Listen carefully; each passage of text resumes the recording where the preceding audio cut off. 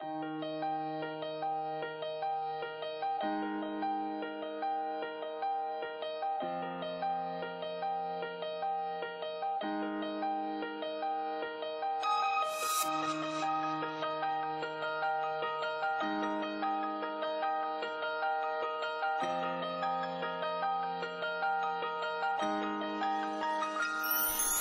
のない文字忘れないように今に来たレイアウトを消した無口ずさんだフレーズを捕まえて胸に秘めた言葉のせ空に解き放つのは君に伝えたいこと君に届けたいことがたくさんの電話線になって遠く彼方へと響く君に伝えたい言葉君に届けたい音がいくつもの線は円になって全てつなげてくどこにだって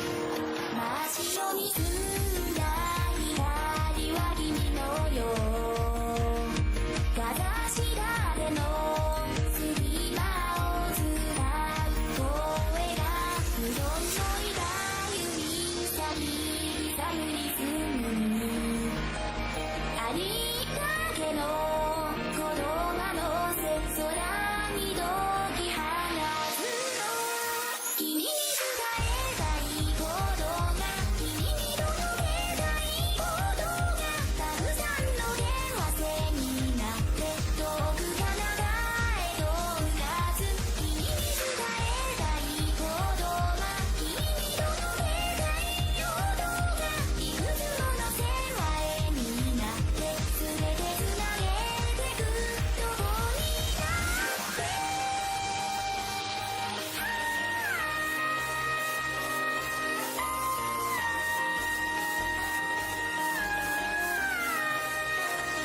奏でていた変わらない君を疑わずに朝は誰かが触れるものだと思ってた一瞬でも信じたほど景色を揺らすの教えてよ君だけの世界君が伝えたいことは君が届けたいことはたくさんの電話線になって遠く彼方へと響く君が伝えたいことは君が届けたい音はいくつもの線は円になって全てつなげてくどこにだって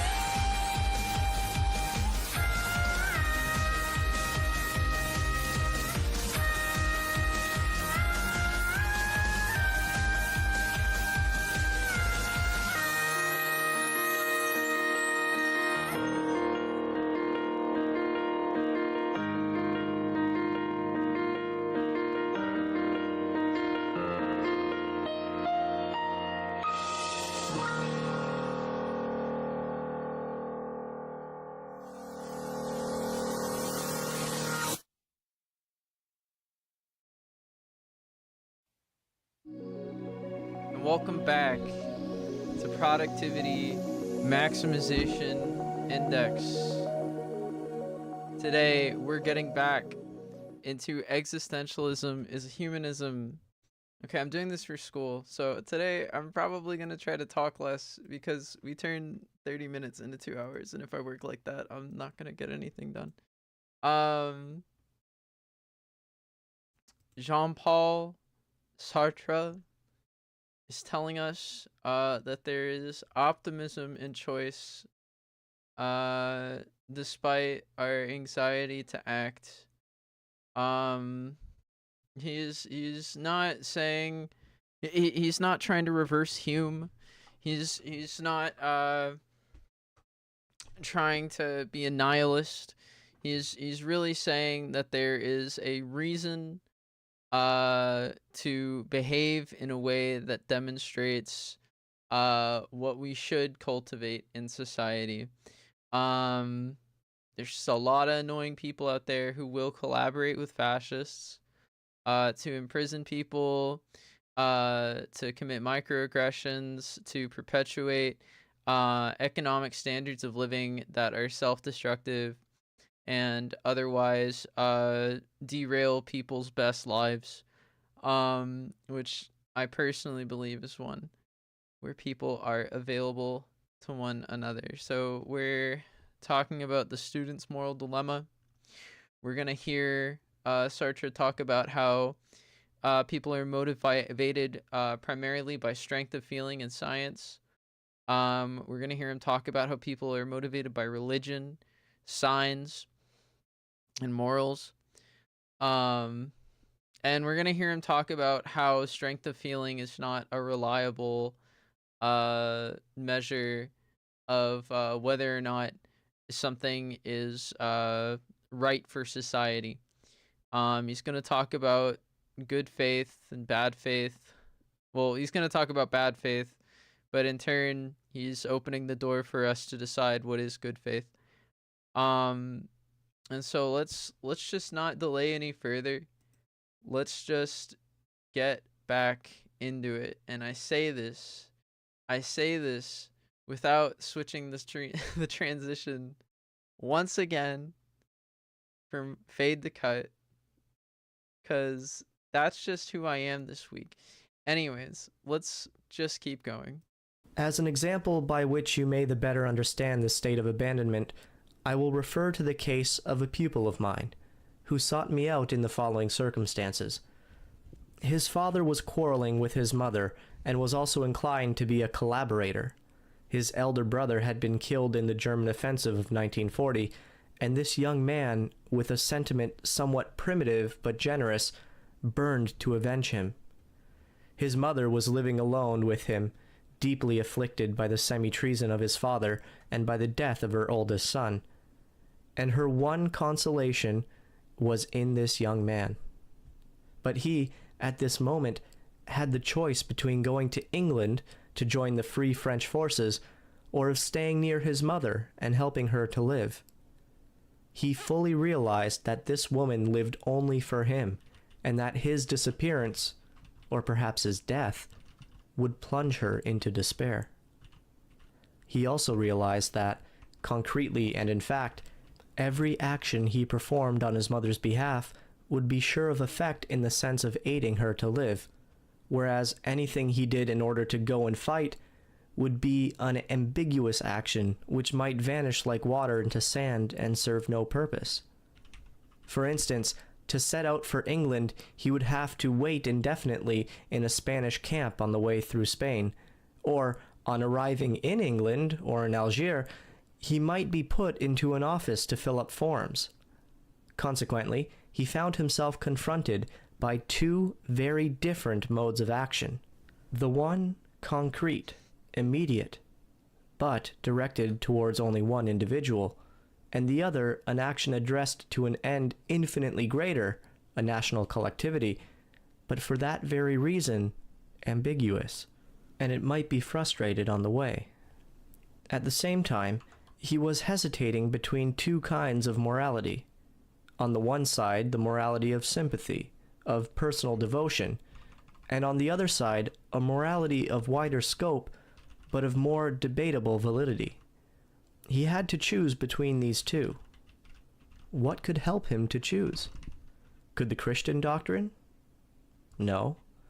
Christian doctrine says, act with charity, love your neighbor, deny yourself for others, choose the way which is honest, and so forth. But which is the harder road? To whom does one owe the more brotherly love? The patriot or the mother? Which is the more useful aim? The general one of fighting in and for the whole community, or the precise aim of helping one particular person to live? Who can give an answer to that a priori? No one. Nor is it given in any ethical scripture. The Kantian ethic says, never regard another as a means, but always as an end. Very well. If I remain with my mother, I shall be regarding her as the end and not as a means. But, by the same token, I am in danger of treating as a means those who are fighting on my behalf. And the converse is also true, that if I go to the aid of the combatants, I shall be treating them as an end at the risk of treating my mother as a means. If values are uncertain, if they are still too abstract to determine the particular, concrete case under consideration, nothing remains but to trust in our instincts.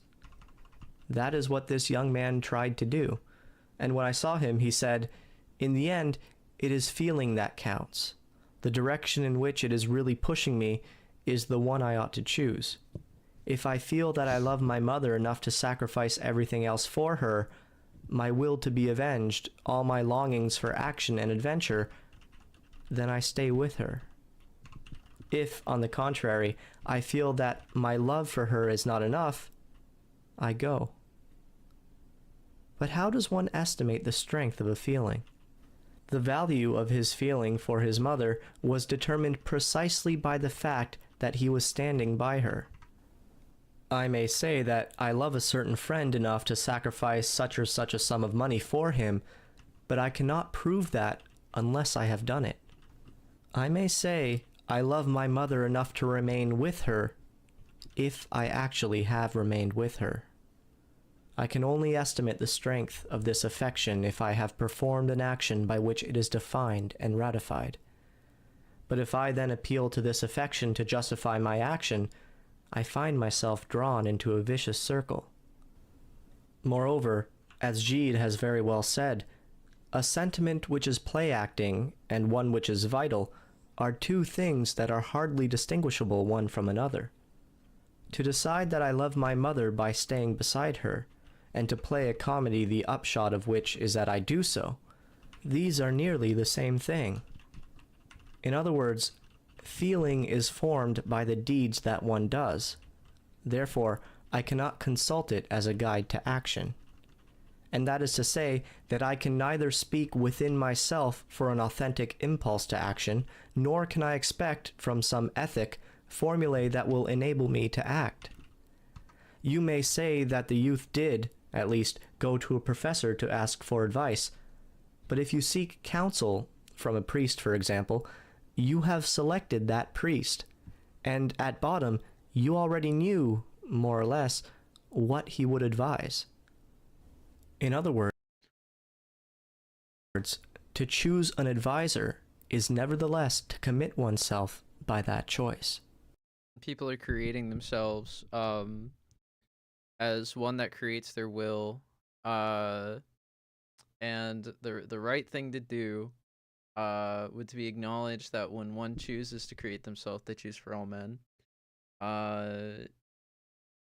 That there's not one choice that is not creative at a time of the image of what that man believes he should ought to be. So because our feelings are the consequences of our past will, we're stuck in this sub what would they call that, like we're stuck at this, what do they call that, truncated, we're stuck in this truncated cognition where we're putting essence before existence in explaining our rationale, and so so because we must, you know,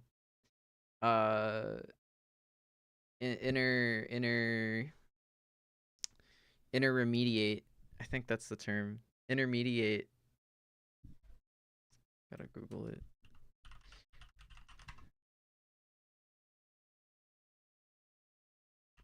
No.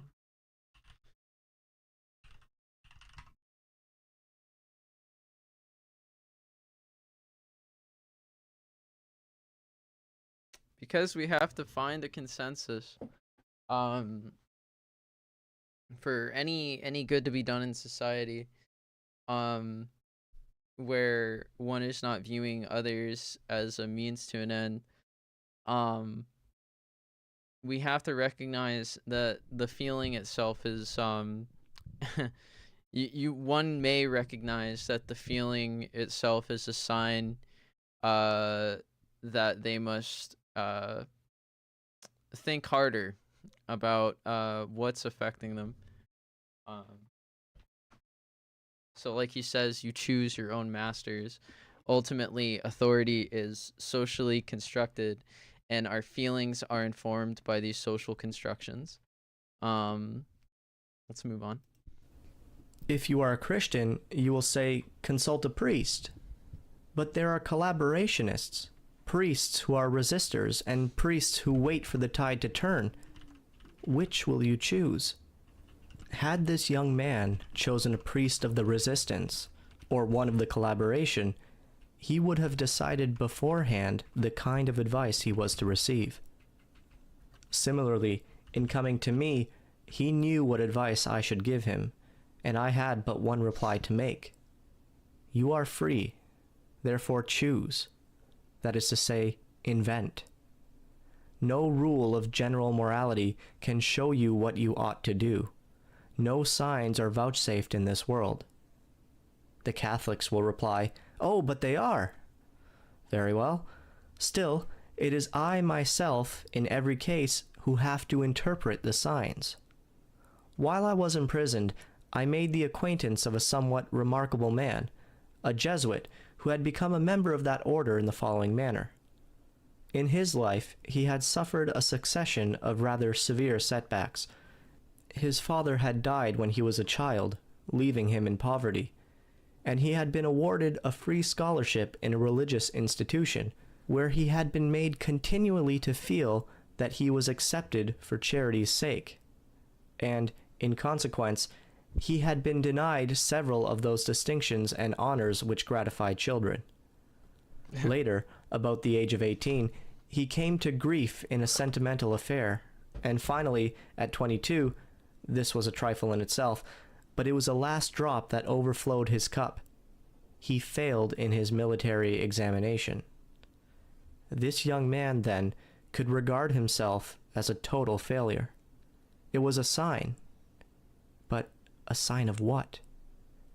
He might have taken refuge in bitterness or despair, but he took it, very cleverly for him, as a sign that he was not intended for secular success, and that only the attainments of religion, those of sanctity and of faith, were accessible to him.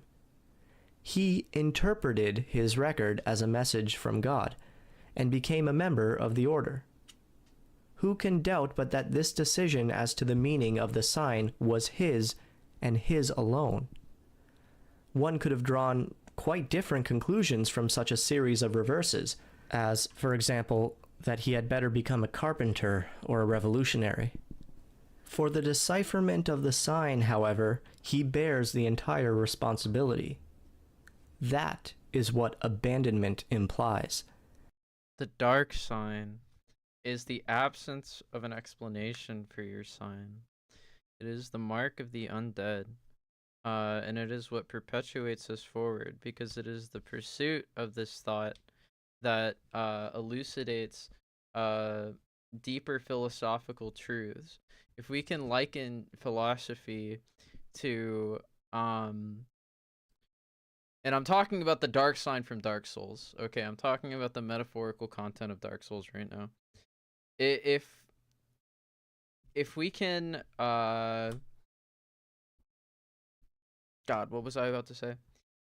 If we can liken philosophy to religion and then to science, then we can understand that our feelings, the content of our feelings, can be identified in the content of philosophy. Philosophy is an extension of the technology of spoken media that extends thoughts throughout time and across other medium. It's an extension of your cognition, as a McLuhan, a follower of McLuhan might say. So this dark sign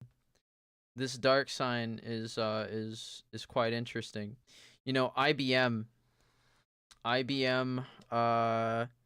uses that terminology quite liberally to describe data that they have yet to fully understand. Dark data is this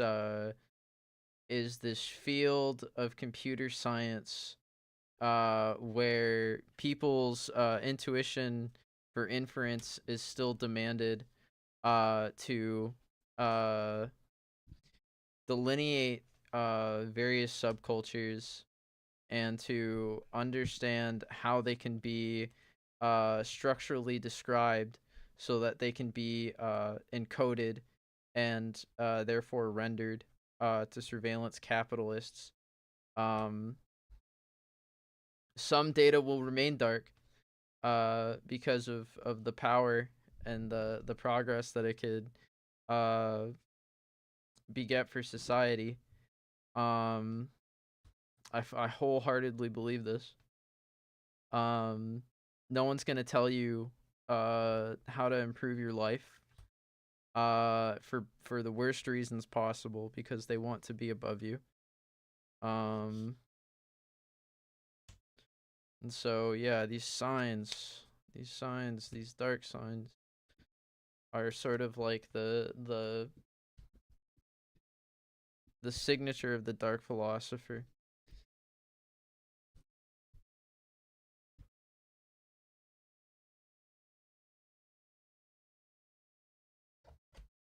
Let's continue. That we ourselves decide our being, and with this abandonment goes anguish. As for despair, the meaning of this expression is extremely simple. It merely means that we limit ourselves to a reliance upon that which is within our wills, or within the sum of the probabilities which render our action feasible. Whenever one wills reliance upon that which is within our wills, or within the sum of the probabilities which render our action feasible. Whenever one wills anything, there are always these elements of probability. If I am counting upon a visit from a friend who may be coming by train or tram, I presuppose that the train will arrive at the appointed time, or that the tram will not be derailed. I remain in the realm of possibilities, but one does not rely upon any possibilities beyond those that are strictly concerned in one's action. Beyond the point at which the possibilities under consideration cease to affect my action, I ought to disinterest myself. For there is no God and no prevenient design which can adapt the world and all its possibilities to my will. When Descartes said, "Conquer yourself rather than the world," what he meant was, at bottom, the same, that we should act without hope. Marxists, to whom I have said this, have answered, "Your action is limited, obviously, by your death, but you can rely upon the help of others. That is, you can count both upon what the others are doing to help you elsewhere, as in China and in Russia, and upon what they will do later, after your death, to take up your action and carry it forward to its final accomplishment, which will be the revolution. Moreover, you must rely upon this. Not to do so is immoral." To this I rejoin, first, that I shall always count upon my comrades in arms in the struggle, in so far as they are committed, as I am, to a definite common cause, and in the unity of a party or a group which I can more or less control, that is, in which I am enrolled as a militant, and whose movements at every movement are known to me. In that respect, to rely upon the unity and the will of the party is exactly like my reckoning that the train will run on time, or that the tram will not be derailed. But I cannot count upon men whom I do not know. I cannot base my confidence upon human goodness or upon man's interest in the good of society, seeing that man is free and there is no human nature which I can take as foundational. I do not know where the Russian Revolution will lead. I can admire it and take it as an example insofar as it is evident today that the proletariat plays a part in Russia which it has attained in no other nation, but I cannot affirm that this will necessarily lead to the triumph of the proletariat. I must confine myself to what I can see. We understand the world through understanding each other, which is the importance of trust and the total rendition of the truth between individuals. Obviously, we see how media, social media, cell phones run counter to this by incentivizing these lies and using this behaviorism to build out more sophisticated apparatus, a more sophisticated apparatus for encouraging behavioral modification that renders more deception. You're narrowing your worldview for yourself and others.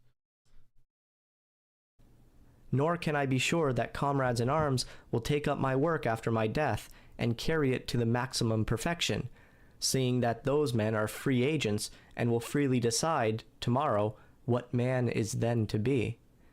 Tomorrow, after my death, some men may decide to establish fascism, and others may be so cowardly or so slack as to let them do so. If so, fascism will then be the truth of man, and so much worse for us. In reality, things will be such as men have decided they shall be. Does that mean that I should abandon myself to quietism? No. First, I ought to commit myself and then act my commitment, according to the time-honored formula that one need not... I think that's kind of a nebulous statement. I think a fascist society could be highly productive. I think a fascist society could be a majority altruistic, as long as there is an elaborate technology of controlling people's free will. Fascism need not concern itself with the scale of its body of people, but the scale of its architecture, behavioral modification. That's the difference between Sartre's time and our time. Not hope in order to undertake one's work. Nor does this mean that I should not belong to a party, but only that I should be without illusion, and that I should do what I can. For instance, if I ask myself, will the social ideal as such ever become a reality? I cannot tell. I only know that whatever may be in my power to make it so, I shall do. Beyond that, I can count upon nothing. Quietism is the attitude of people who say, "Let others do what I cannot do." The doctrine I am presenting before you is precisely the opposite of this, since it declares that there is no reality except in action. It goes further, indeed, and adds, man is nothing else but what he proposes. He exists only...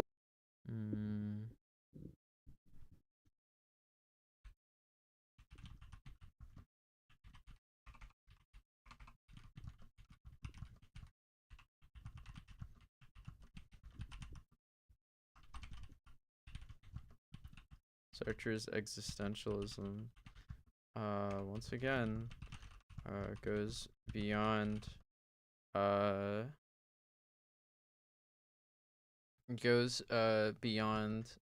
to establish moral imperatives that require collaboration and interpersonal communication.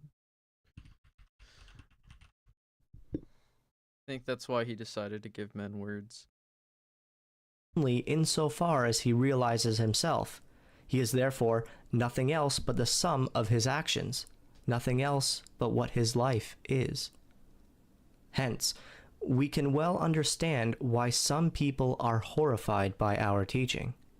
For many have but one resource to sustain them in their misery, and that is to think, circumstances have been against me. I was worthy to be something much better than I have been. I admit I have never had a great love or a great friendship, but that is because I never met a man or a woman who were worthy of it. Sure. If I have not written any very good books, it is because I had not the leisure to do so. Or, if I have had no children to whom I could devote myself, Okay. it is because I did I'd love to hear what he has to say about drunkenness. not find the man I could have lived with. So there remains within me a wide range of abilities, inclinations, and potentialities, unused but perfectly viable, which endow me with a worthiness that could never be inferred from the mere history of my actions. But in reality, and for the existentialist, there is no love apart from the deeds of love, no potentiality of love other than that which is manifested in loving. There is no See, but that's what's so frustrating about you, is that you're not straight edge, bro. You're just why aren't you straight edge, bro? What's wrong with saying you're straight edge? Why can't he just say he's straight edge? I know that he has to encompass these things, but he must understand. He must understand that there's truth in the labor camps, that there is a reason to go the fuck outside, because he is missing the fucking point. He is totally just like allowing this thing to evade him, so that he can cut half of the audience out of the conversation, and you know, get drinks with like fucking Stalin's boys just to like know what the fuck is happening. What a waste of fucking time. What a waste of fucking time that he says all of this and then never gives anyone else in the room something concrete to work with. He must be a bitch. He must be a fucker and a bitch. And it pisses me off that he would go around saying what he knows without going out there and evoking one's pain. If he doesn't redeem this, if he doesn't turn this shit around and pull it out of him, that these people are in pain, that these people impair themselves with drink and drugs and this fixation on the objectification of people. He can't just say people aren't a means to an end. He needs to say we can't view each other as these consumer objects. I need to hear it. I need him to identify the commodity. Genius other than that which is expressed in works of art. The genius of Proust is the totality of the works of Proust. The genius of Racine is the series of his tragedies, outside of which there is nothing. Why should we attribute to Racine the capacity to write yet another tragedy when that is precisely what he did not write? In life, a man commits himself, draws his own portrait, and there is nothing but that portrait. No doubt, this thought may seem comfortless to one who has not made a success of his life. On the other hand, it puts everyone in a position to understand that reality alone is reliable. What a bitch. That dreams, expectations, and hopes serve to define a man only as deceptive dreams, abortive hopes, expectations unfulfilled. What a bitch. That is to say, they define him negatively, not positively. So the removal of this good from my body must give me more control, right?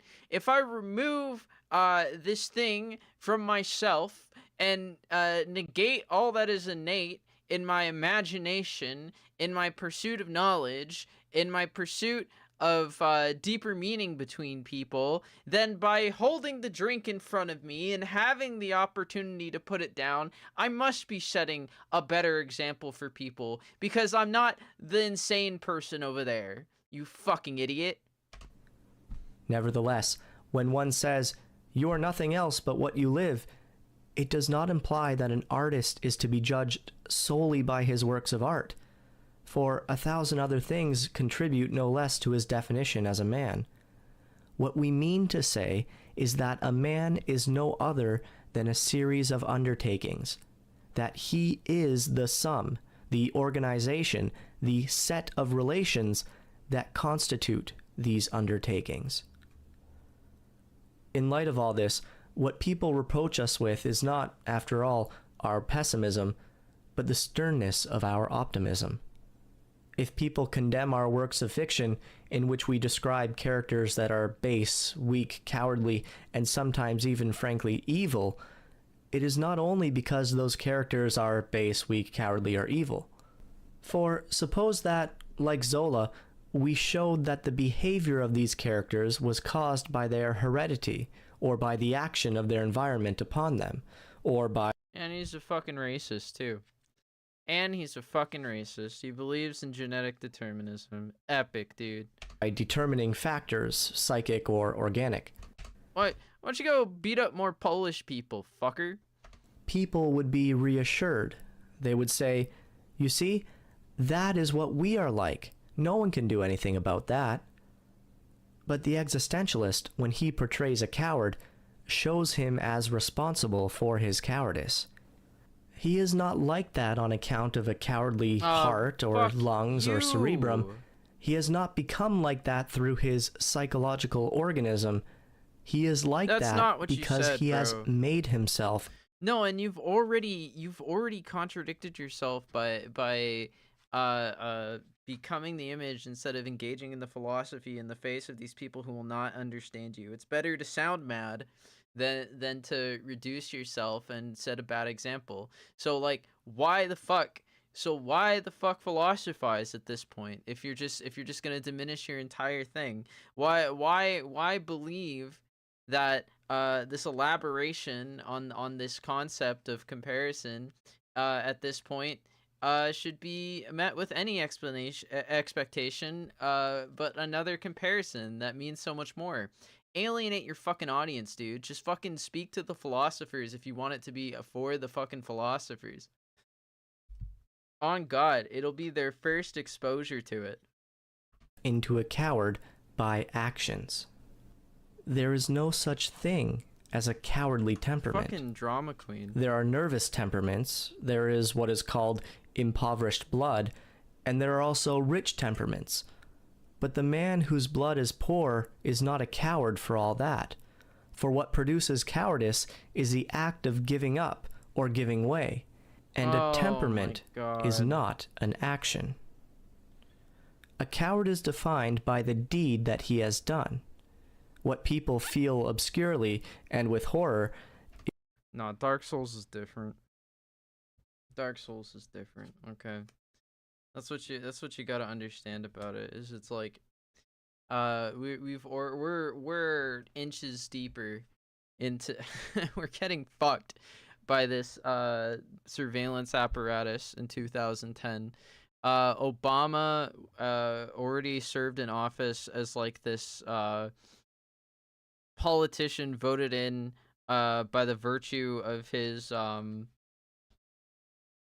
ability to leverage this surveillance architecture to sway an election. That's real. That's reality. Fucking this fucking guy has the audience in his fucking hands, and he's not willing to just take questions or to be questioned at all. He's just this like flopping fucking pussy that doesn't want to help anyone, apparently, according to himself. What a horrible example to set for people. This part really pisses me off, and it really is. It's just proof. It's just proof of what I believe about these people. It's that people like Marx, people like the philosophers, like by the time you get to the Gilded Age, by the time you get to like even just like the 1800s, like every philosopher is just this person who like leeches off of things people say in bars. You know, they go out, they can't admit that they spend time in the work camps, because people are going to put two and two together and be like, oh man, I know you've heard this somewhere, I know you've heard this somewhere, I know you've heard this somewhere. Those people get wiped out, and we get a guy like fucking Karl Marx, who just parrots a bunch of farmers, parrots a bunch of drinkers, totally fucking leeches the culture, and then turns it inside out to fuck everyone, and it's been to devastating effect. Man, I really, this is my personal beef with these people, is they fucking fail every time to do anything useful for people. So, you know, at this point I'm taking what he's saying with a grain of salt. Which you should be anytime he's engaging in comparison. It's better just to take apart like anything that's like valuable about what he's saying. Is that the coward as we present him is guilty of being a coward. Oh, and I'll say it. What people would prefer would be to be born either a coward or a hero. One of the charges most often laid against the Serment de la Liberté is something like this.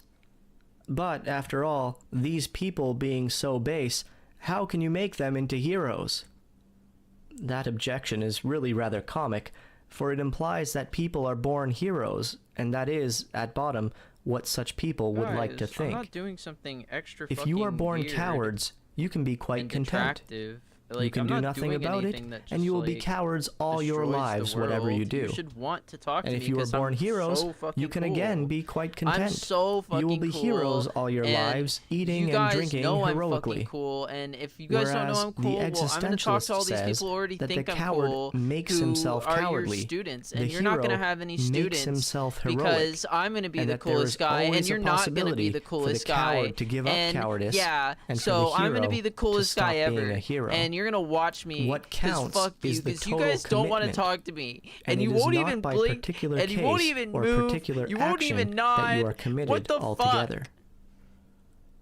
We have now, I think, dealt with a certain number of the reproaches against existentialism. You have seen that it cannot be regarded as a bitch. philosophy of quietism, since it defines man by his action, nor as a pessimistic description of man, for no doctrine is more optimistic. The destiny of man is placed within himself. Nor is it an attempt to discourage man from action, since it tells him that there is no hope except in his action, and that the one thing which permits him to have life is the deed. Upon this level, therefore, what we are considering is an ethic of action and self-commitment. However, we are still reproached upon these few data for confining man within his individual subjectivity. There again, people badly misunderstand us. Our point of departure is, indeed, the subjectivity of the individual, and that for strictly philosophic reasons. It is not because we are bourgeois, but because we seek to base our teaching upon the truth, and not upon a collection of fine theories full of hope, but Fine lacking shit. real foundations. And at the point of departure, there cannot be any other truth than this: I think, therefore I am, which is the absolute truth of consciousness as it attains to itself. Every theory which begins with man, outside of this moment of self-attainment, is a theory which thereby suppresses the truth. For outside of the Cartesian cogito, all objects are no more than probable, and any doctrine of probabilities which is not attached to a truth will crumble into nothing. In order to define the probable, one must possess the true. Before there can be any truth whatever, then, there must be an absolute truth. And there is such a truth, which is simple, easily attained, and within the reach of everybody. It consists in one's immediate sense of oneself. In the second place, this theory alone is compatible with the dignity of man. It is the only one which does not make man into an object. All kinds of materialism lead one to treat every man, including oneself, as an object, that is, as a set of predetermined reactions, in no way different from the patterns of qualities and phenomena which constitute a table or a chair or a stone. Our aim is precisely to establish the human kingdom as a pattern of values in distinction from the material world. But the subjectivity which we thus postulate as a standard of truth is no narrowly individual subjectivism, for, as we have demonstrated, it is not only one's own self that one discovers in the cogito, but those of others too. Contrary to the philosophy of Descartes, contrary to that of Kant, when we say, I think, we are attaining to ourselves in the presence of the other, and we are just as certain of the other as we are of ourselves. Thus, the man who discovers himself directly in the cogito also discovers all the others, and discovers them as a condition of his own existence. He recognizes that he cannot be anything, in the sense in which one says one is spiritual or that one is wicked or jealous.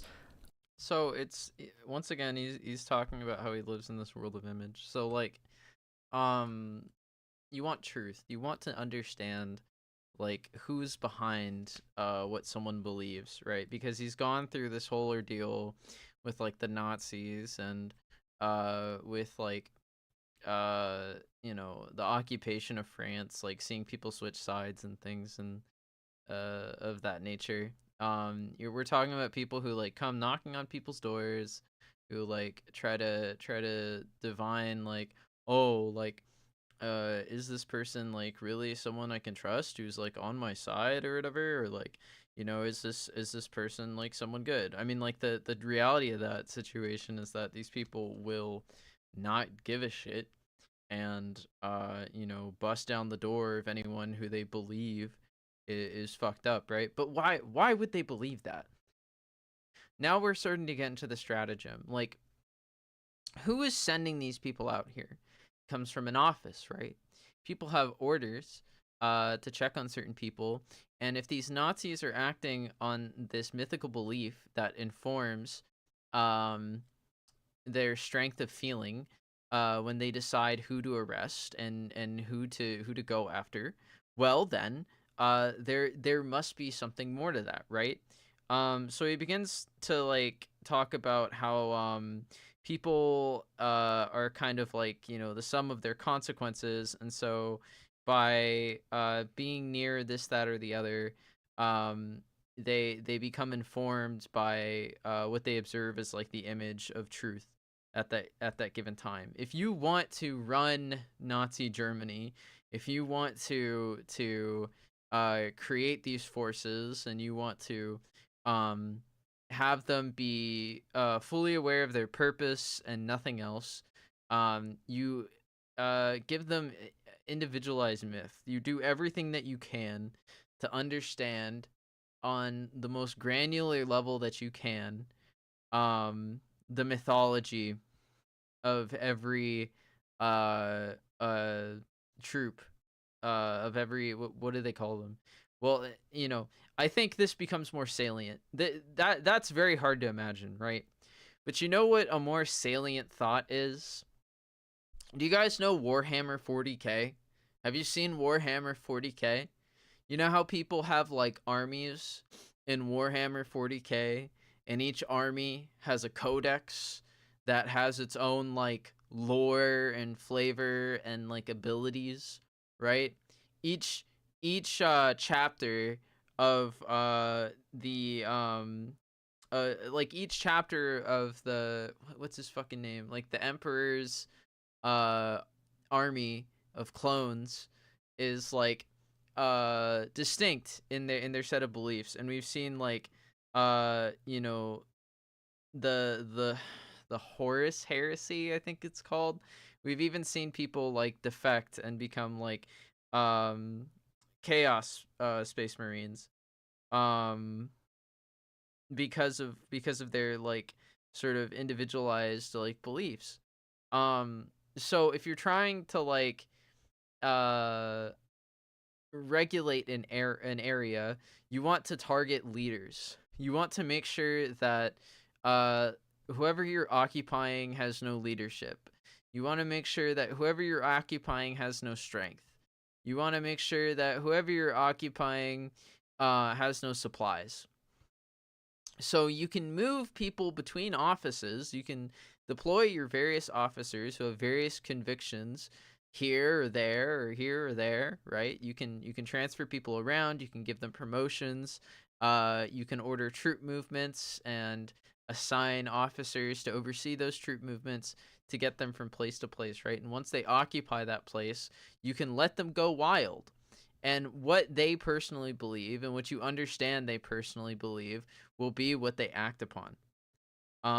So it's like, it's kind of like this means of like programming people, where like you have to understand like why your plan fails. Like, what do you mean? We understood everything about this officer and his troops and this, that, and the other, but we thought that was what the entire army operated upon. We didn't believe that they would do such a thing as to contradict us, and it's because what a contradiction is to you, is power rendered to a hierarchy for someone else, right? If we did away with all of these things, if we did away with this mythology, if we did away with these perceived hierarchies, then what we would free people ostensibly from this sort of like ability for someone to anonymously and remotely disrupt a social movement, which is important for everyone. As much as this guy pisses me off, that much is true. You don't want you don't want to get knocked off your spot because some guy several countries away who speaks a different language read a book that you'll never have access to. This is Sartre's time. Today we have smartphones. Today we have YouTube recommendations. Today we have block lists. Today we have people doing it to themselves. You don't need an army. You don't need to raise an army to get people to engage in this kind of behavior. You just give them a cell phone early enough and they're hooked. So what he's saying has a lot of validity, but it lacks any sort of direction or any sort of substantial power. And maybe he's withholding because he's unable to see himself as a person more creative than himself, and so he feels that if he tells people what to do, they'll leave him and someone will replace him, just like he's replacing the people that he gets all these thoughts from, unless others recognize him as such. I cannot obtain any truth whatsoever about myself except through the mediation of another. The other is indispensable to my existence, and equally so to any knowledge I can have of myself. Under these conditions, the intimate discovery of myself is, at the same time, the revelation of the other as a freedom which confronts mine, and which cannot think or will without doing so either for or against me. Thus, at once, we find ourselves in a world which is, let us say, that of intersubjectivity. It is in this world that man has to... That's the word I was thinking of. Intersubjectivity. We have to reckon with intersubjectivity. decide what he is and what others are. Furthermore, although it is impossible to find in each and every man a universal essence that can be called human nature, there is nevertheless a human universality of condition. It is not by chance that the thinkers of today are so much more ready to speak of the condition than of the nature of man. By his condition, they understand, with more or less clarity, all the limitations which a priori define man's fundamental situation in the universe. His historical situations are variable. Man may be born a slave in a pagan society, or may be born a feudal baron or a proletarian. But what never vary are the necessities of being in the world, of having to labor and to die there. These limitations are neither subjective nor objective, or rather, there is both a subjective and an objective aspect of them. Objective because we meet with them everywhere, and they are everywhere recognizable, and subjective because they are lived, and are nothing if man does not live them, if, that is to say, he does not freely determine himself and his existence in relation to them. And diverse though man's purpose may be, at least none of them is wholly foreign to me, since every human purpose presents itself as an attempt either to surpass these limitations or to widen them, or else to deny or to accommodate oneself to them. Consequently, every purpose, however individual it may be, is of universal value. Every purpose, even that of a Chinese, an Indian, or a Negro, can be understood by a European. To say it can be understood means that the European of 1945 may be striving out of a certain situation towards the same limitations in the same way, and that he may reconceive in himself the purpose of the Chinese, of the Indian, or the African. In every purpose, there is universality, in the sense that every purpose is comprehensible to every man. Not that this or that purpose defines man forever, but that it may be entertained again and again. There is always some way of understanding an idiot, a child, a primitive man, or a foreigner if one has sufficient information. In this sense, we may say that there is a human universality, but it is not something given, it is being perpetually made. I make this universality. This is where I think this is the kind of thinking that I think Roger Griffin draws upon to understand a nomic crisis, because the idea is that you're interacting with the image of people. You can say that you understand what someone says and means without necessarily understanding what that person says or means. And so it's kind of fascinating, right? Because for a nomic crisis, so the way nomic crisis interacts with fascism is within fascism there's like this stifling of like movements within fascism. Fascism promises a perpetual state of revolution to its people. It says that anything it can do is better than what's happening.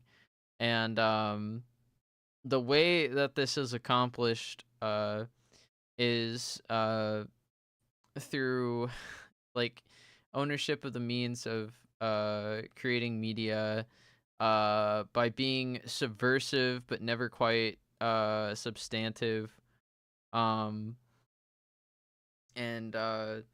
by ultimately promising people things that you just like can't deliver. So like if we're to understand how people don't speak to one another, and understand that, you know, this person hasn't received it yet, or this person hasn't received it yet, or that we've seen this person and they actually do this instead of having a good time, or, you know, for any one of these officers to like not stand up and be like, yeah, you 100% lied to us when you were telling us about that, or, you know, for any of these things to disrupt this like fascist thought machine, um we see like the imposition of a nomic crisis. So like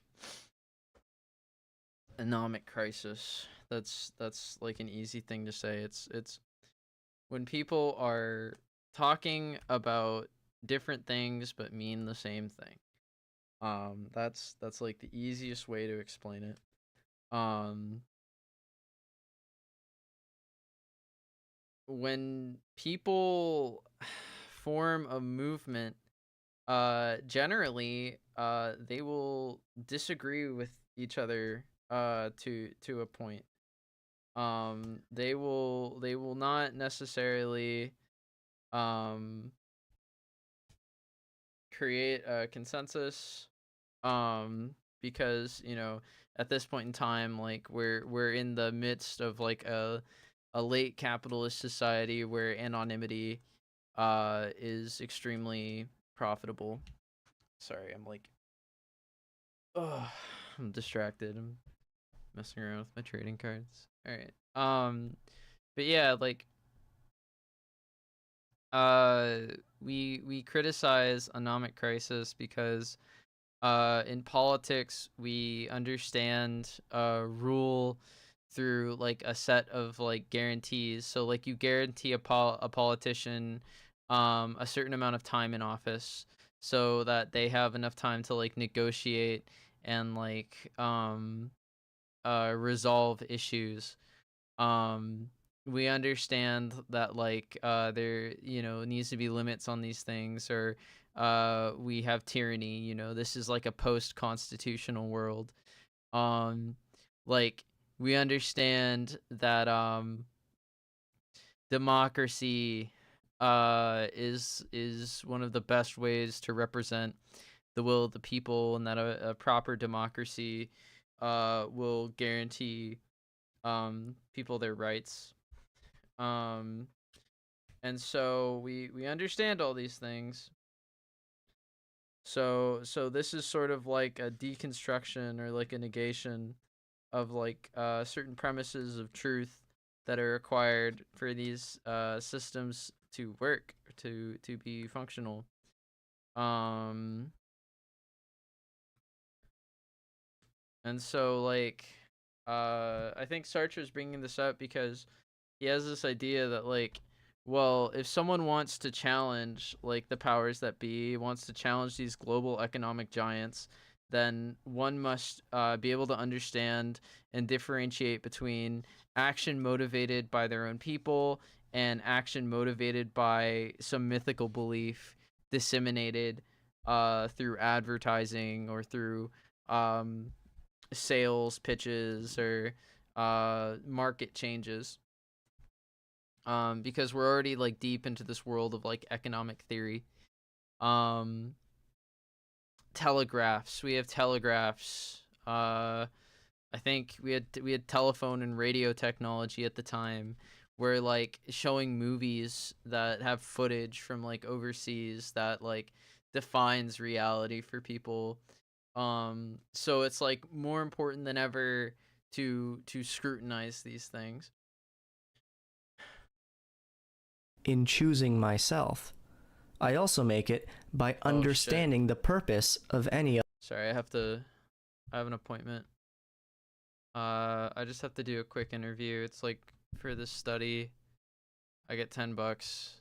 I'll be right back.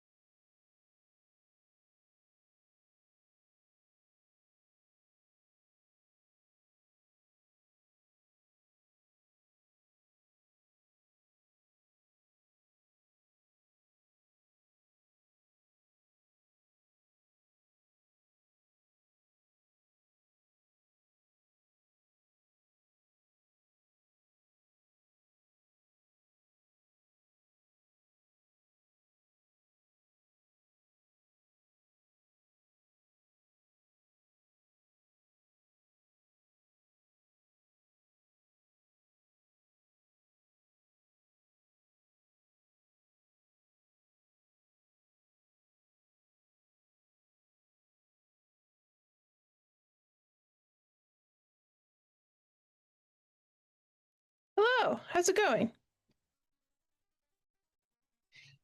Doing well, thank you for joining me. I have to ask, you're Robin, right? Not Greg? Okay, just whatever is you want me to use, but awesome. Okay, sounds good.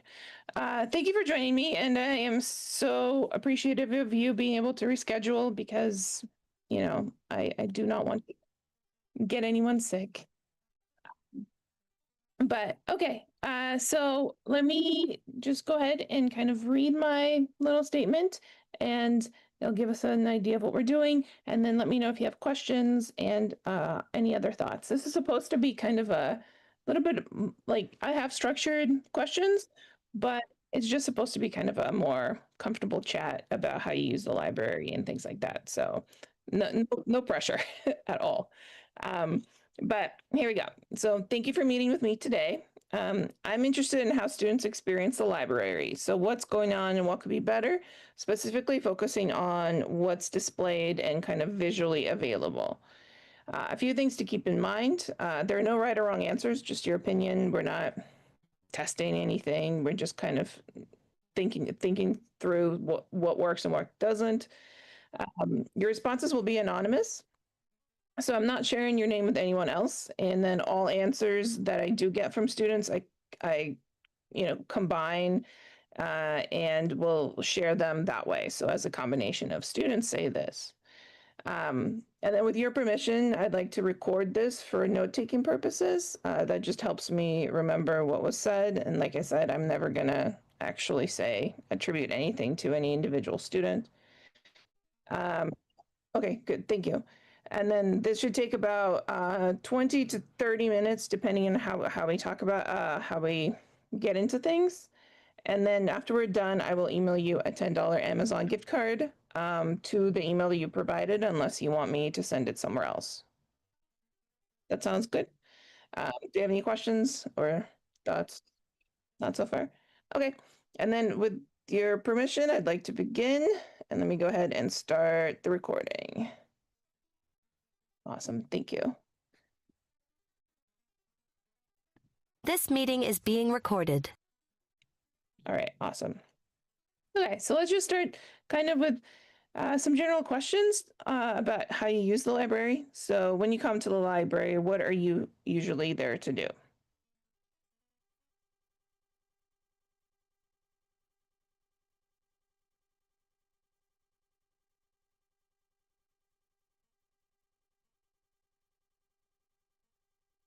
Okay, and how does that fit into your daily routine or weekly routine? Just kind of.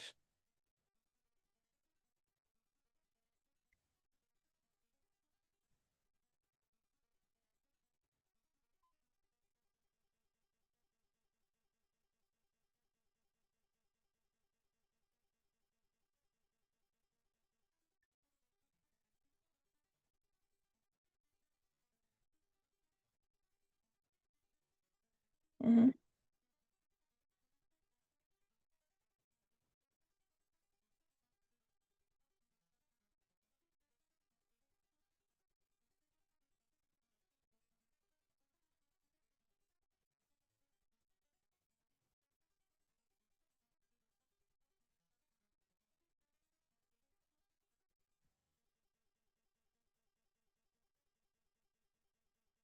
Mhm.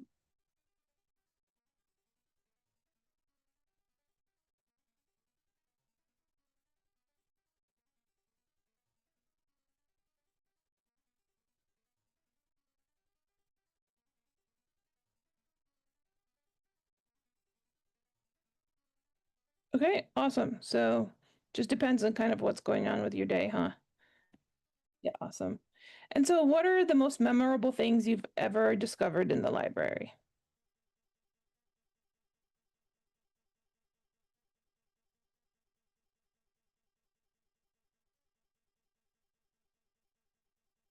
Okay.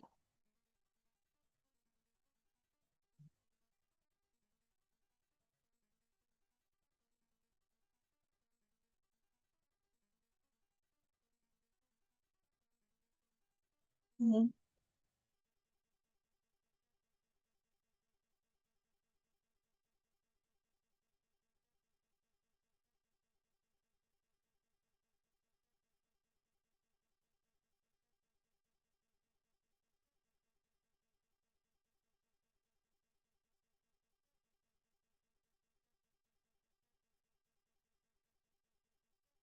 Mhm.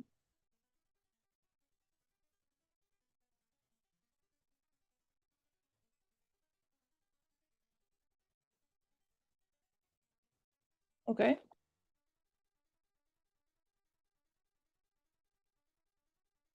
Awesome.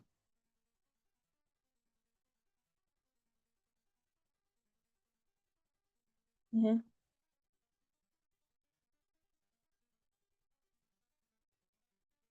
Oh, cool. Oh, that's great. I'll mention it to the librarian that organizes it, Haley. Yeah. Yeah, awesome. So tell me a little bit more about how you're looking at you said you search for kind of computer science books and things like that. Like how does that go for you? Like if you were to imagine last time you did that, like how did that experience?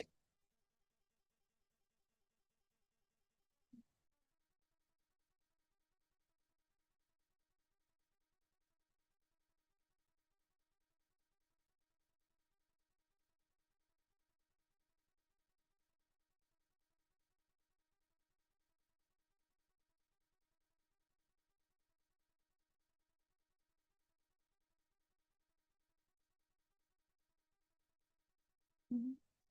Yeah.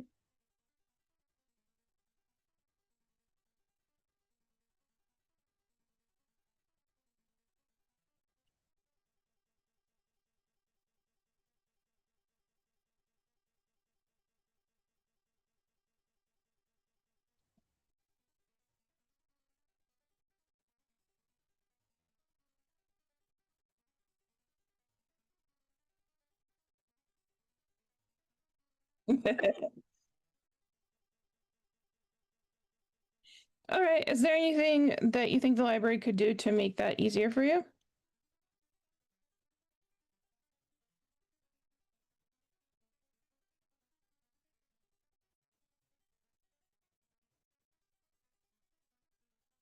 Hmm.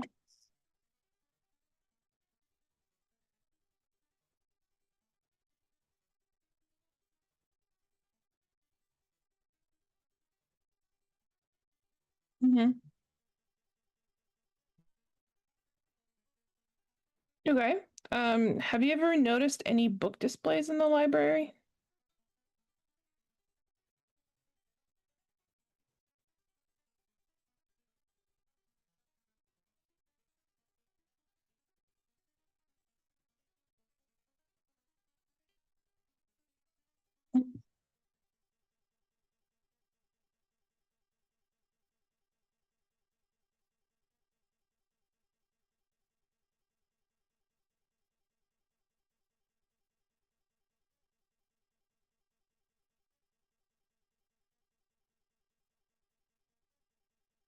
Mhm.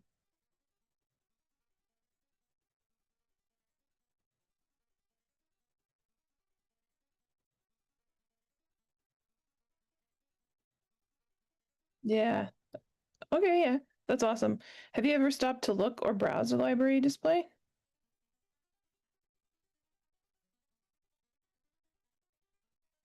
Okay. What might encourage you to stop?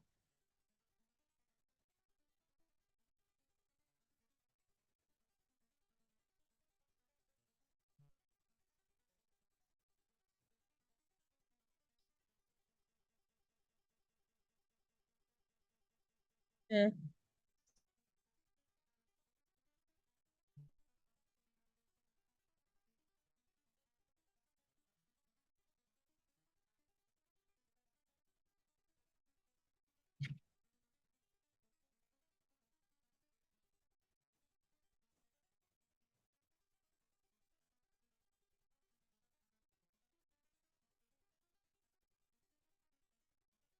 That does happen. It makes sense. It's just yeah, it's a time thing. But would it matter if, say, the display's theme was more to something that you were interested in, like you said, computer science type stuff, or does it?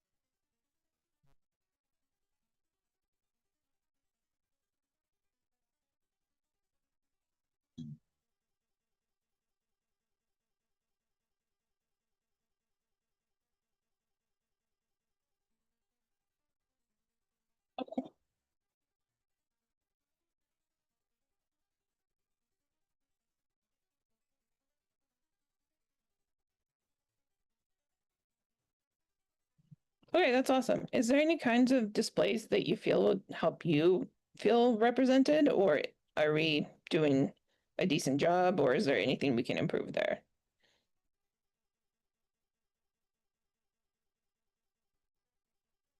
Okay.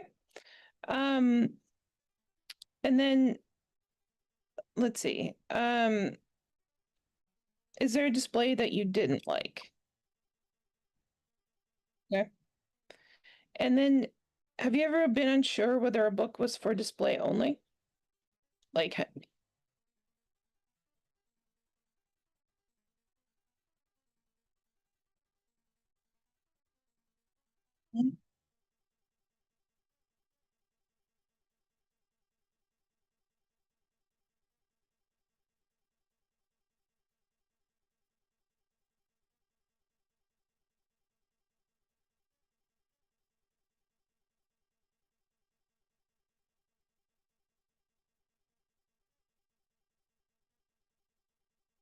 mm-hmm,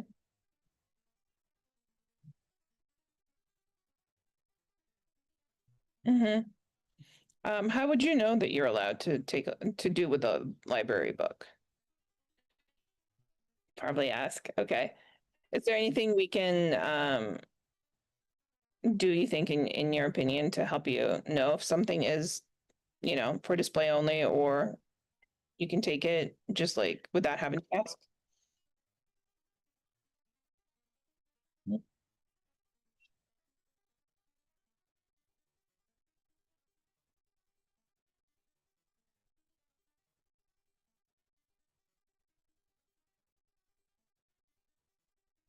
Okay. Okay, awesome. Okay.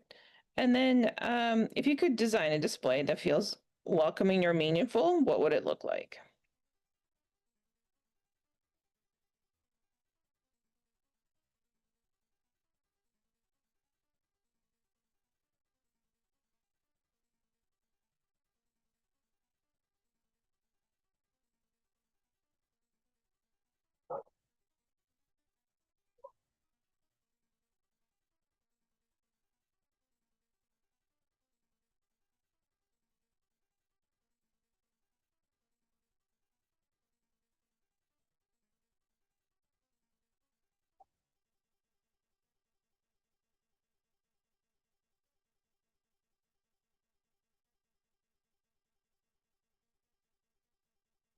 Yeah.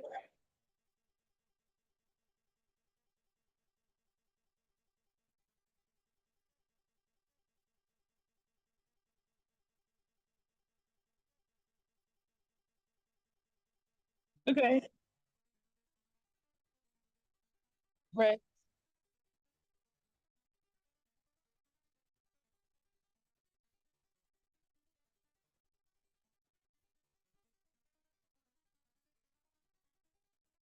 Okay, that's cool. I like that. Thank you.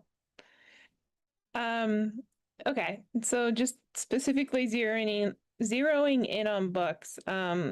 Like how do you usually find the books or materials you're interested in?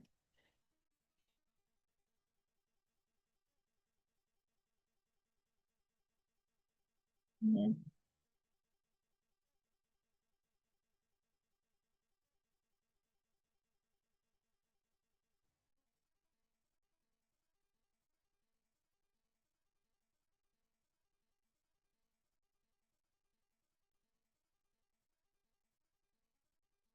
Mm-hmm.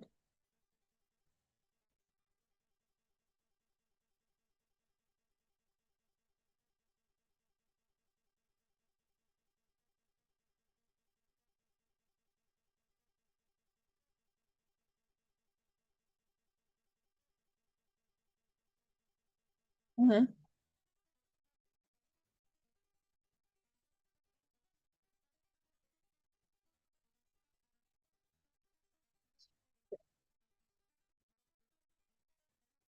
Yeah.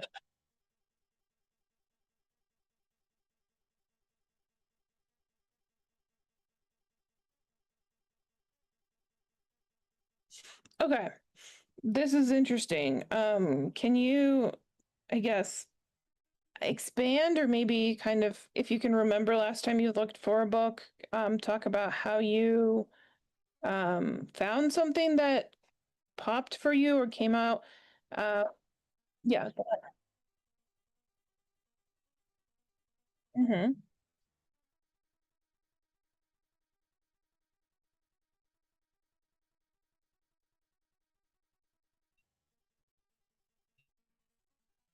Mm-hmm.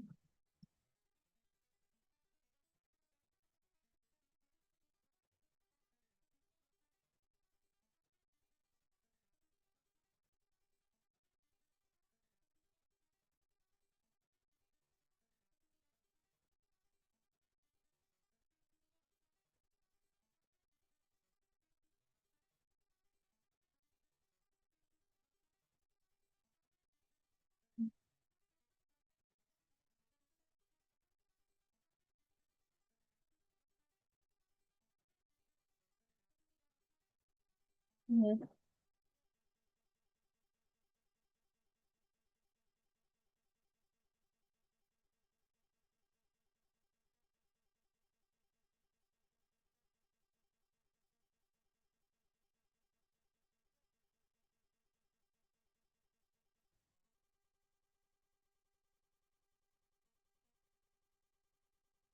Got it. Okay. Thank you for that. That's really, really helpful.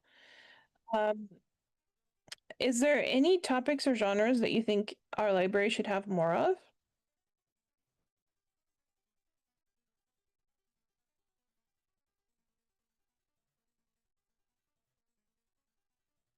That's fair. Yeah.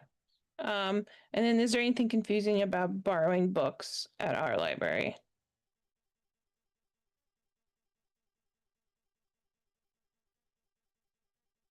Yep.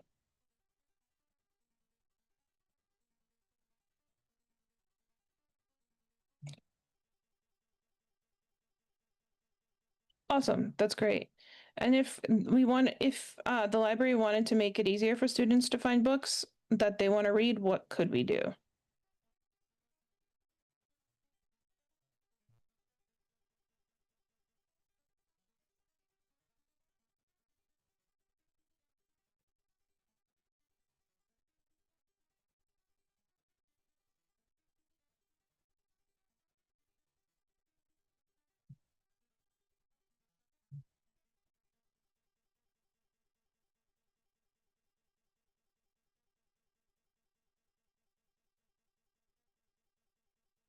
Mhm.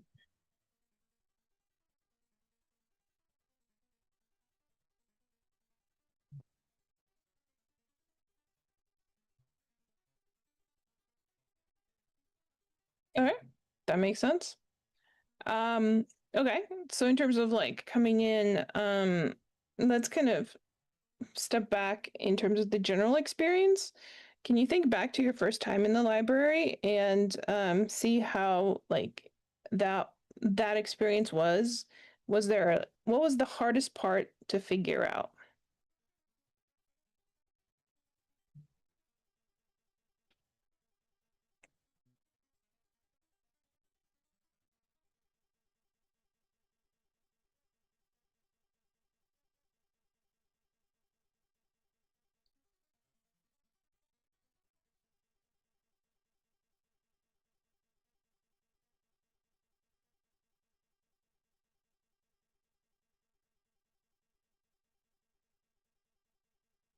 Mhm.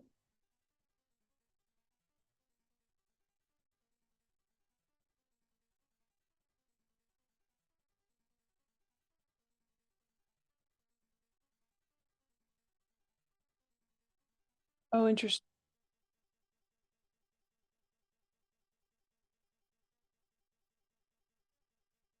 Hmm.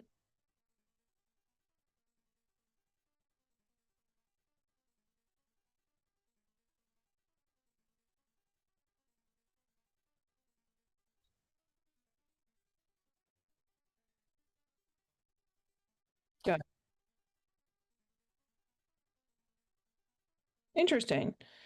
Um, Is there anything that we could do to make that easier for students?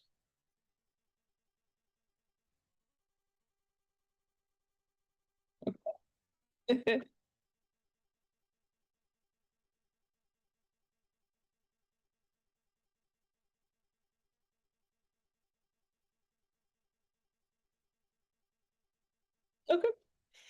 Do you ever worry about doing something wrong in the library?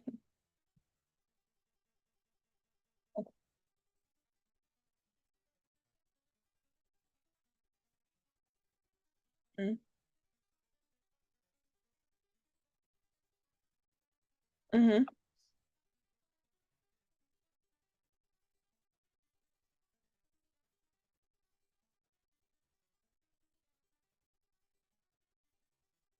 Mm-hmm.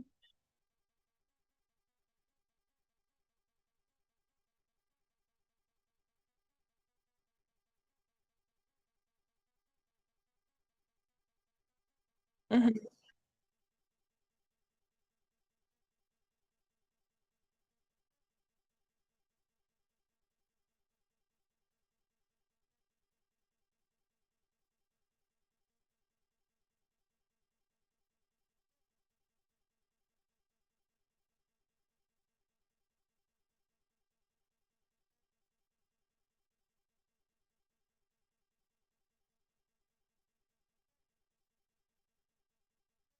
Mm.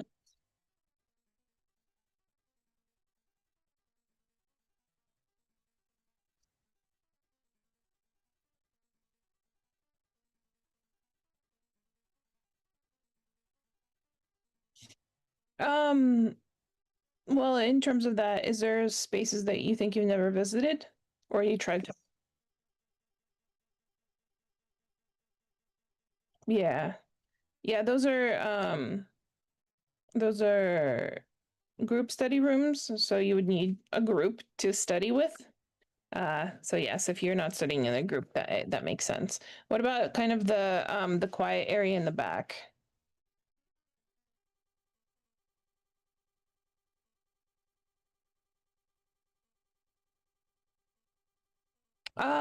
In the second on the second floor.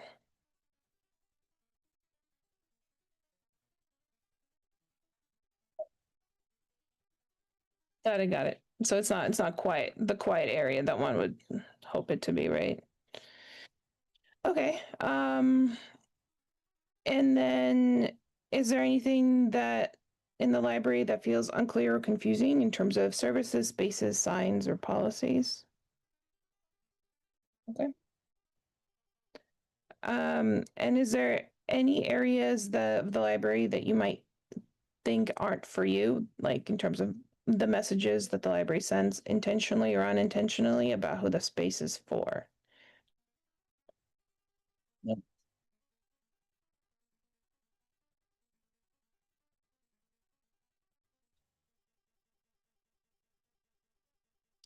Okay. Yeah, I mean that's for different people. Yeah.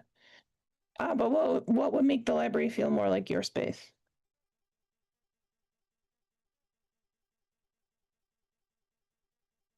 All right. And then I guess last question is what's one thing the library should never change? I'm sorry, that's not my last question, but one of our last ones.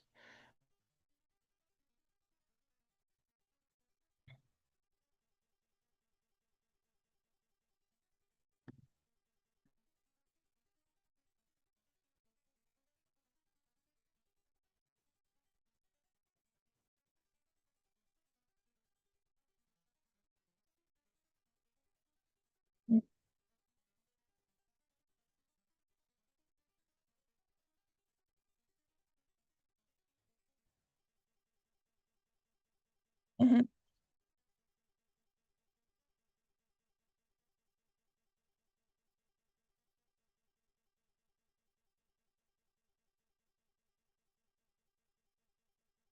Awesome.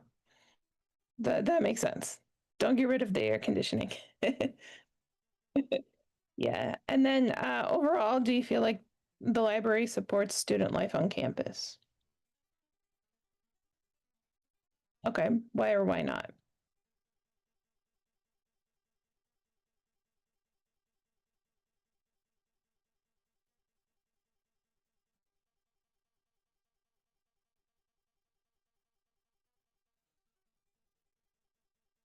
Mm-hmm.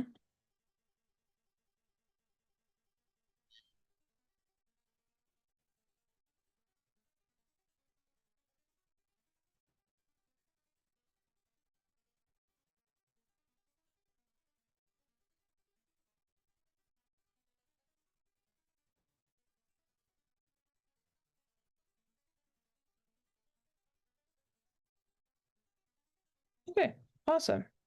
Well, thank you. And I guess, is there anything else I haven't covered or you'd like to mention in terms of books, library displays in our space? No? Okay. Well, thank you so much. This is really helpful.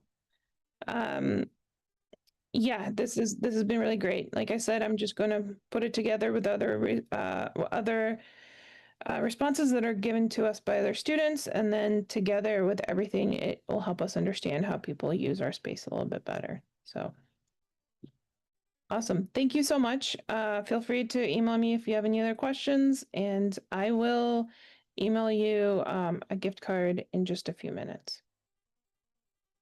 Thank you so much, and have a great rest of your day. The recording has stopped.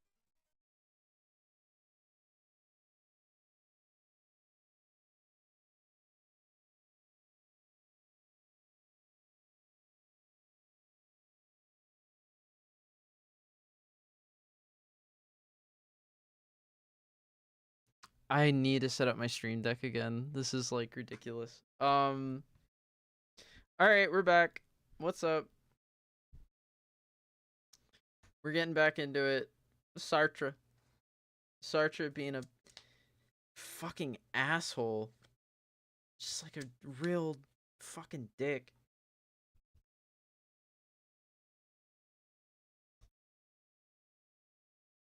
You can't sway me so easily, mister. I know what I'm worth.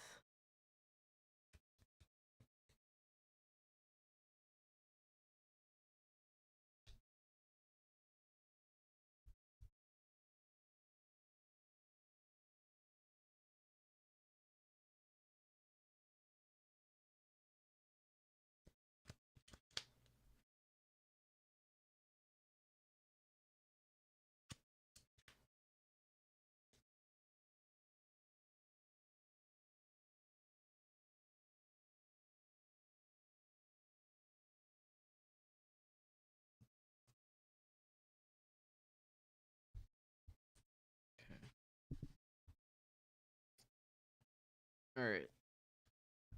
Sorry, I mess around in my tiny space here.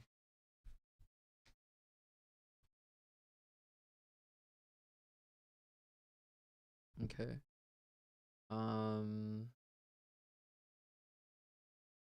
So in an hour, so in about time, it's 2 o'clock already. Shit. Okay, okay. The other man of whatever epoch. I'm not gonna talk. This absoluteness. I'm not gonna talk for the next. Oh fuck. Okay. I'm gonna be back in a minute. Okay, I'm gonna pause it here. Okay, because I have a doctor's appointment in 30 minutes and it's very important. So I'm gonna be right back. I'm gonna start the stream up later. We're gonna finish this. Sorry about the scheduling thing, but yeah, we're gonna finish this today. Okay, we're gonna finish it.